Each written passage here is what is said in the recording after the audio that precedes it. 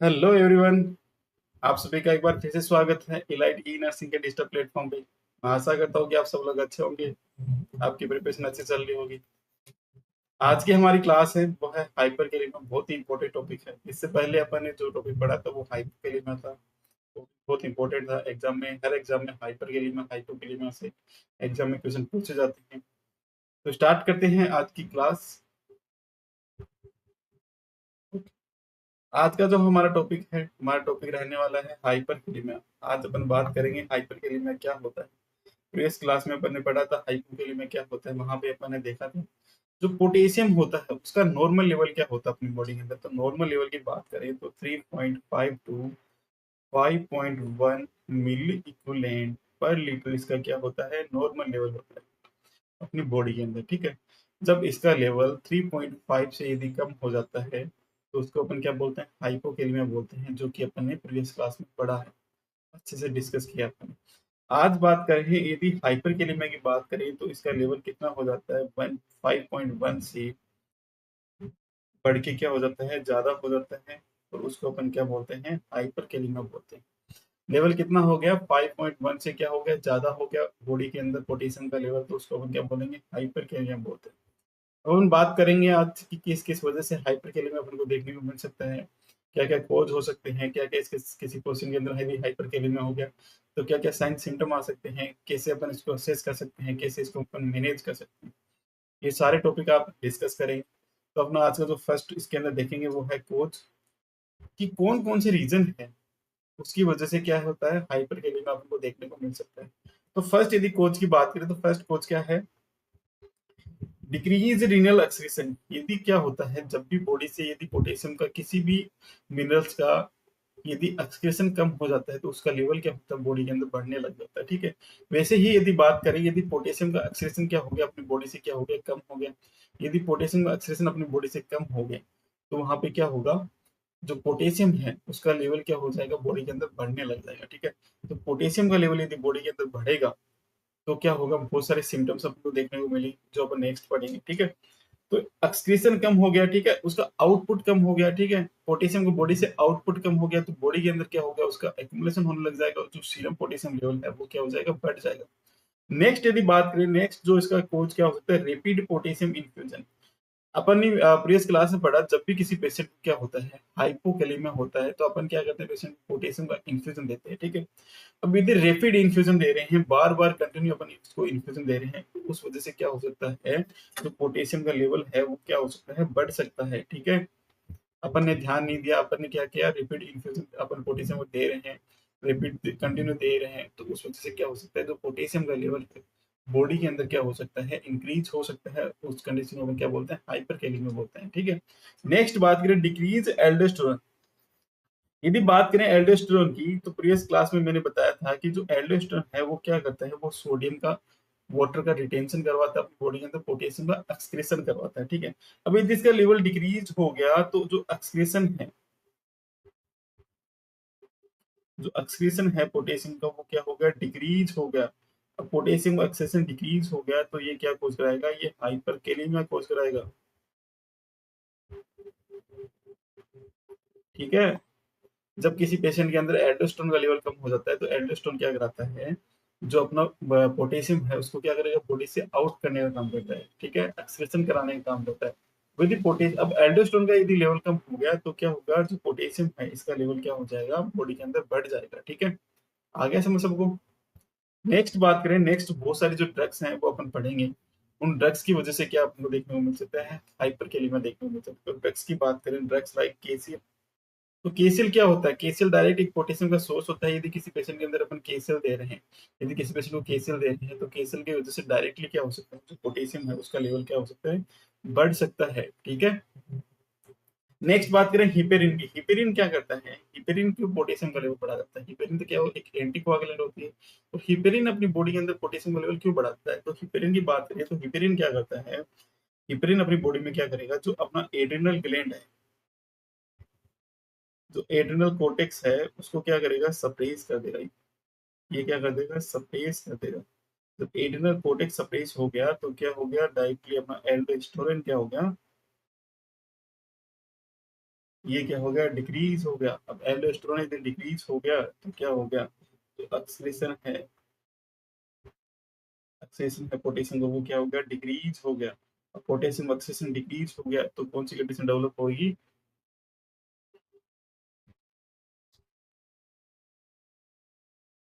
ठीक है, कौन सी कंडीशन डेवलप होगी अपनी बॉडी के अंदर, हाइपरकेलिमिया हो जाएगा पेशेंट को, ठीक है। आ गया समझ। हिपेरिन क्या करता है, हिपेरिन अपनी बॉडी के अंदर जो एड्रिनल ग्लैंड है उसको क्या करता है, सप्रेस करता है। जब एड्रिनल ग्लैंड सप्रेस होती है तो क्या होता है, एल्डोस्टेरोन का लेवल कम हो जाता है, क्योंकि एड्रिनल ग्लैंड ही क्या करती है, एल्डोस्टेरोन का सिक्रेशन करवाती है, ठीक है।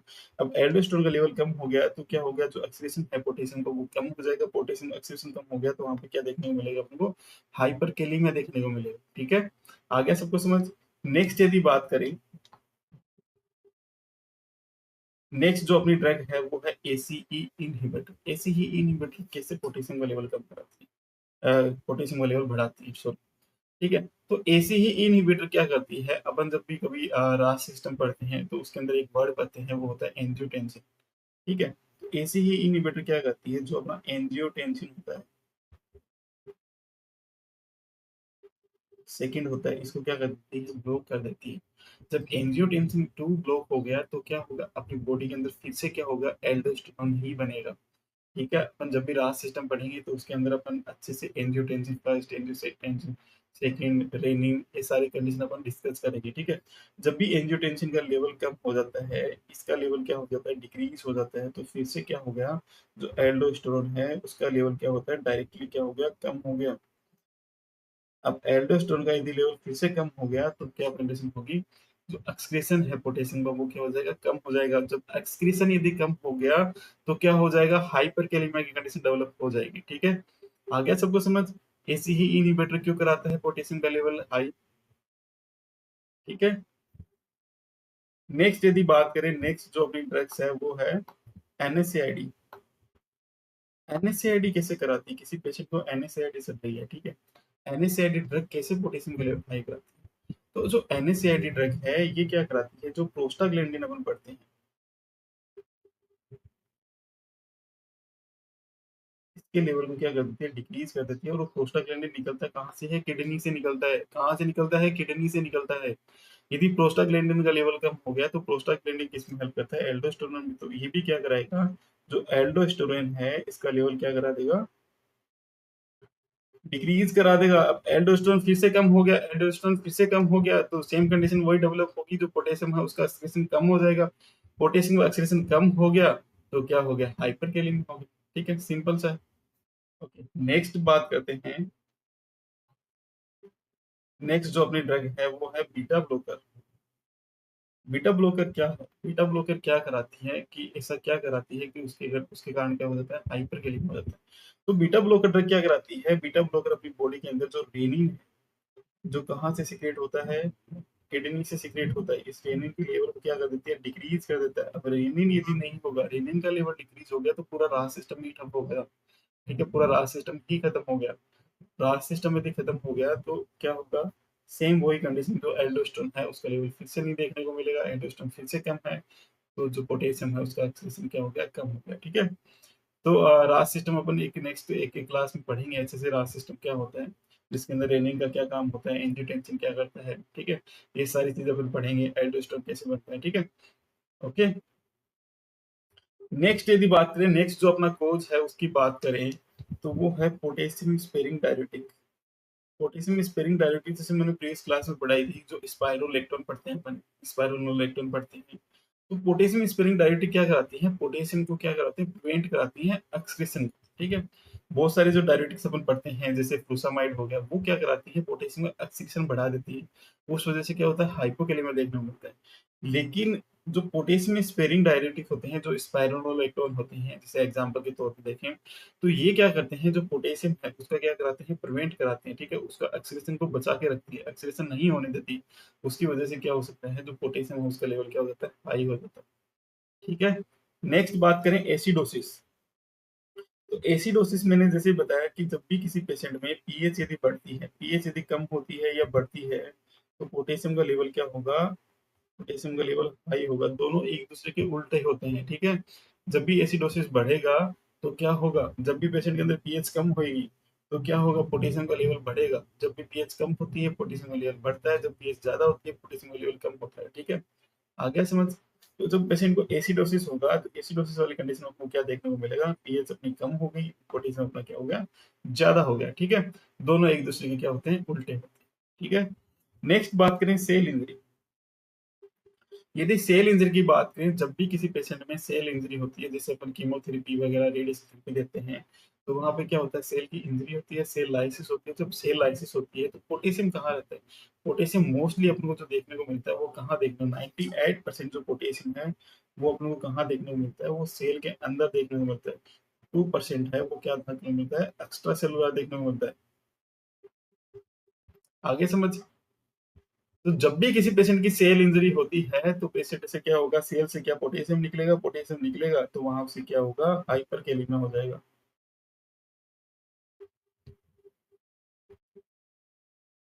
ओके, नेक्स्ट बात करते हैं pseudo hyper kalaemia. Pseudo hyper kalaemia क्या होता है,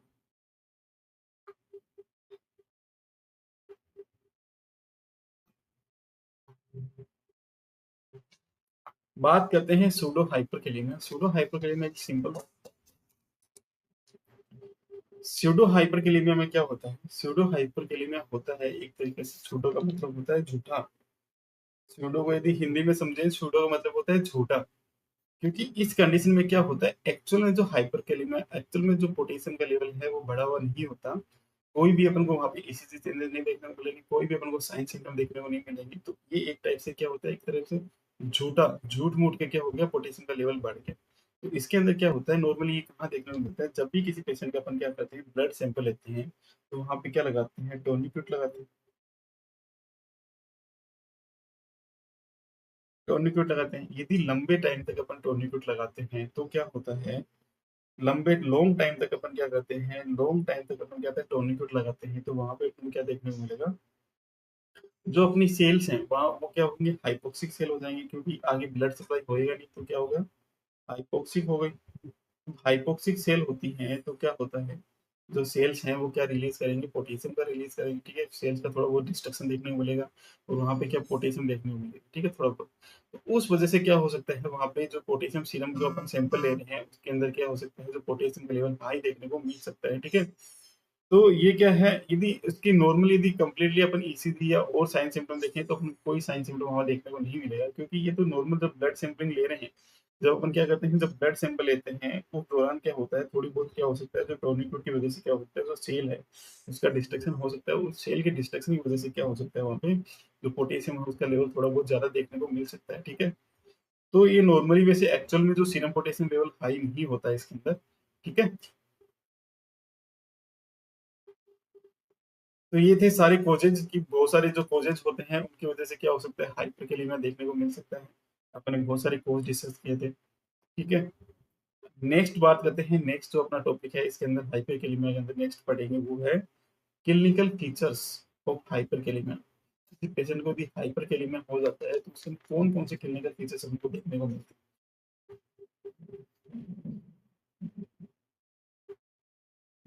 ठीक है, तो क्लिनिकल फीचर्स की बात करें, क्लिनिकल फीचर्स में क्या आ गया, फर्स्ट यदि क्लिनिकल फीचर्स की बात करें तो उसके अंदर क्या देखने को मिलेगी, वेंट्रिकुलर डिसअरिथमिया देखने को मिलेगी।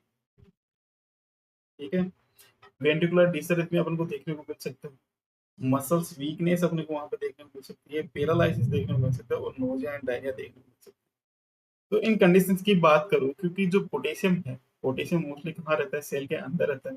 तो इस कंडीशन में क्या हो गया, जो पोटेशियम है वो क्या हो गया, सेल के बाहर अपन को ज्यादा देखने को मिलता है। ठीक है, मोस्टली पोटेशियम कहाँ रहता है, सेल के अंदर क्या होता है, 98% पोटेशियम रहता है। ठीक है, अब जब पोटेशियम का लेवल यदि उल्टा हो गया, एक्स्ट्रा सेलुलर के अंदर इसका लेवल क्या हो गया, बढ़ गया। ठीक है, इंक्रीज लेवल इन,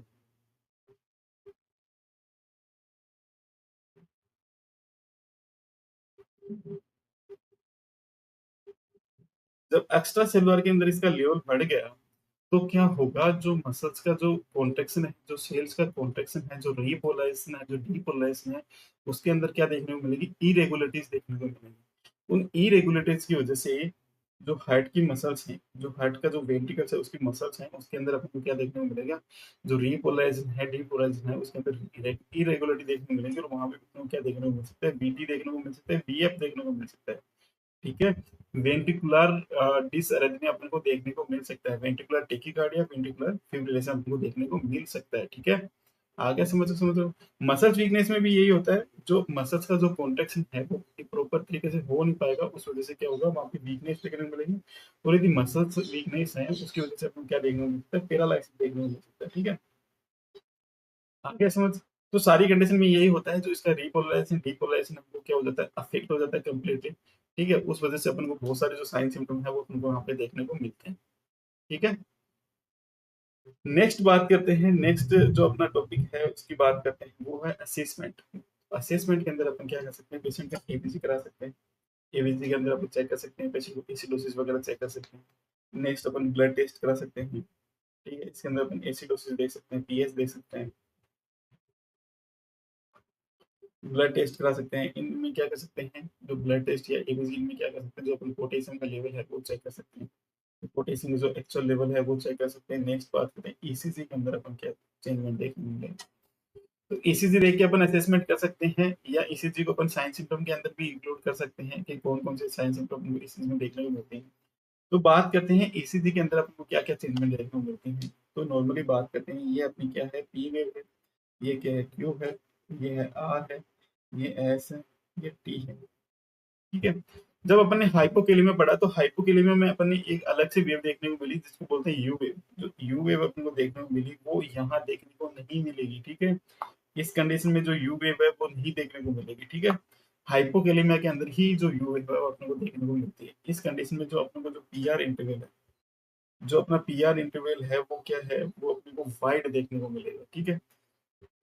आगे समझ। जो पीआर इंटरवल है, ये वाला जो इंटरवल है पीआर इंटरवल, ये क्या है, अपने को ज्यादा वाइड देखने को मिलेगा। ठीक है? वो जो क्यूआरएस कॉम्प्लेक्स है उसकी जो ड्यूरेशन है वो भी अपने को क्या देखने को मिलेगी, वाइड देखने को मिलेगी। या क्यूआरएस कॉम्प्लेक्स क्या हो गया, वाइड हो गया। ठीक है? ये वाला जो क्यूआरएस कॉम्प्लेक्स है ये क्या हो चुका है, वाइड हो चुका है। ठीक है? नेक्स्ट बात करेंगे, इसके अंदर जो सबसे इंपॉर्टेंट अपन पढ़ते हैं वो है पीक टी वेव। जहां पर भी टी वेव पीक दिखे, ठीक है, और साथ में क्यूआरएस कॉम्प्लेक्स और पीआर इंटरवल वाइड दिखे, तो इसका मतलब क्या हो गया, पेशेंट को हाइपरकेलेमिया हो चुका है। ठीक है? इस कंडीशन में क्या होता है, जो टी वेव है वो क्या होती है, टी टोल टी वेव देखने को मिलती है, पीक टी वेव देखने को मिलेगी। जो अपने हाइपोकेलिया में पढ़ा उसके अंदर क्या था, जो टी वेव है वो क्या होगी, फ्लैट हो गई या क्या होगी, इनवर्टेड हो गई। ये टी वेव कहाँ आ गई थी, उसके अंदर इस प्रकार से आ गई थी। ठीक है? तो ये हाइपोकेलिया वाली कंडीशन थी। इसके अंदर जो हाइपरकेलिया है इसके अंदर जो टी वेव है वो टेल देखने को मिलेगी, टोल देखने को मिलेगी या पीक देखने को मिलेगी। ठीक है? आ गया सबको समझ। तो ऐसा कोई एग्जाम नहीं है जिसके अंदर पोटेशियम से कोई ईसीजी का क्वेश्चन ना आए, तो इसको अच्छे से याद कर लेना, क्योंकि हर एग्जाम में पोटेशियम से क्वेश्चन पूछा जाता है एग्जाम में। तो पोटेशियम है। ठीक है? पोटेशियम से हर एग्जाम में क्वेश्चन पूछा जाता है। नेक्स्ट बात करें, नेक्स्ट जो आज का अपना टॉपिक है वो है मैनेजमेंट। यदि किसी पेशेंट के अंदर क्या हो गया, हाइपर कैलेमिया हो गया, तो हाइपर कैलेमिया वाले पेशेंट के अंदर अपन मैनेजमेंट क्या करेंगे, उसको कौन सी ड्रग देंगे, क्या उसका मैनेजमेंट करेंगे कि अपना जो पोटेशियम है वो उसका लेवल क्या हो जाए, नॉर्मल आ जाए। तो बात करें, फर्स्ट अपन बात करते हैं, के प्लस बाइंड दे सकते हैं, पोटेशियम बाइंडर दे सकते हैं, जिसको अपन बोलते हैं एग्जाम्पल केलेक्सिलेट दे सकते हैं। जो पोटेशियम बाइंडर है या जो के प्लस बाइंड अपन बोलते हैं, ये क्या करता है, ये जो अपना इंटेस्टाइन है इसके अंदर क्या है, जो पोटेशियम है इसको क्या करेगा, बाइंड कर लेगा। ठीक है? पोटेशियम को बाइंड कर लेगा और उसको क्या है, स्टूल के थ्रू क्या हो गया, बाहर निकाल देगा। ठीक है? आगे समझ।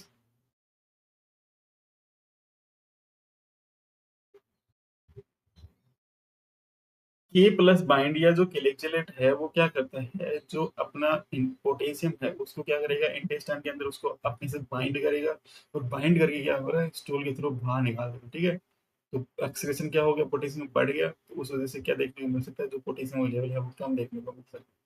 ठीक है? नेक्स्ट बात करें, नेक्स्ट जो अपना ट्रीटमेंट है उसके अंदर करते हैं कैल्शियम ग्लूकोनेट। यदि बात करते हैं कैल्शियम ग्लूकोनेट कैसे हेल्प करता है, तो कैल्शियम ग्लूकोनेट कभी भी पोटेशियम का लेवल कम नहीं करता है। याद रखना, कैल्शियम ग्लूकोनेट कभी भी पोटेशियम का लेवल कम नहीं करता। कैल्शियम ग्लूकोनेट ओनली अपन इसलिए देते हैं कि कार्डियक स्टेबलाइजर के रूप में देते हैं। किसके रूप में देते हैं, स्टेबलाइजर के रूप में देते हैं। जो कार्डियक मसल्स है, जो अपने अपने अभी पढ़ा था, तो ईसीजी के अंदर अपन चेंजेस देखे, है जो वेंट्रिकल्स के अंदर जो अपने वेंट्रिकुलर टेकिकार्डिया, वेंट्रिकुलर फिब्रिलेशन मैंने बताया था कि वेंट्रिकुलर डिसरिथमिया देखने को मिल सकता है।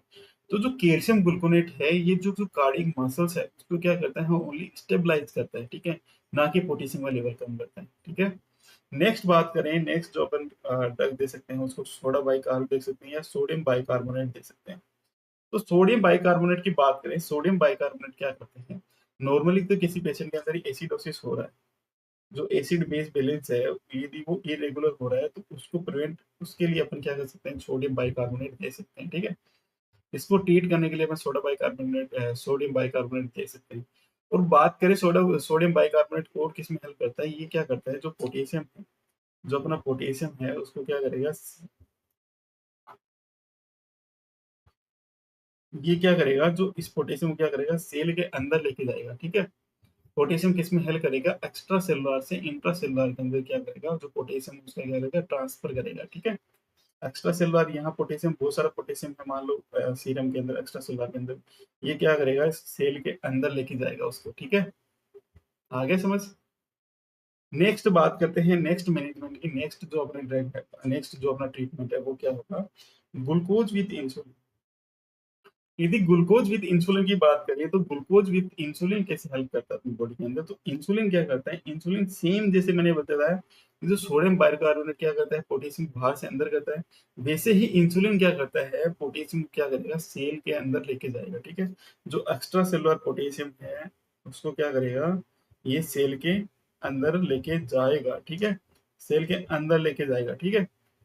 अब इसके साथ अपन ग्लूकोज क्यों देते हैं, मान लो कि इंसुलिन किस में हेल्प कर रहा है, कि पोटेशियम को सेल के अंदर लेके जा रहा है, लेकिन ग्लूकोज किस काम आता है, ग्लूकोज क्यों देते हैं, क्योंकि जब भी किसी पेशेंट को इंसुलिन देते हैं तो उस पेशेंट के अंदर क्या हो सकता है, हाइपोग्लाइसेमिया हो सकता है। उस हाइपोग्लाइसेमिया से प्रिवेंट करने के लिए अपन उसको क्या करते हैं, ग्लूकोज विद इंसुलिन देते हैं, ठीक है। ग्लूकोज अपन इसलिए देते हैं कि प्रिवेंट